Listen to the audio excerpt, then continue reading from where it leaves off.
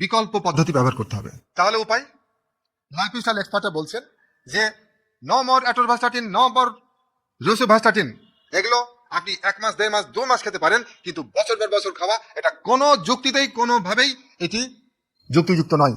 তাহলে কি করতে হবে? এর বিকল্প একটি উপায় তারা বলছেন, সেটি হচ্ছে হার্বাল সুপার টনিক।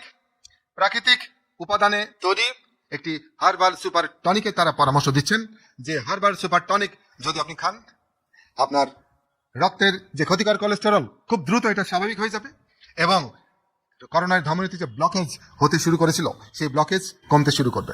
প্রতিদিন খালি পেটে 2 টেবিল চামচ পরিমাণ হার্বাল সুপার টনিক খালি পেটে খেয়ে ফেলুন, 2 টেবিল চামচ অর্থাৎ 6 চা চামচ, এবং বছরে একবার বা 6 মাস পর পর কোলেস্টেরল চেক করবেন। যখন একটু বাড়তে চাইবে এটা 1 মাস 2 মাস খাবেন, ব্যাস। এবং এটা প্রাকৃতিক খাবার, এখানে কোনো ক্ষতির কোনো সুযোগ নাই, বরং শুধুই উপকার, শুধুই উপকার, শুধুই উপকার।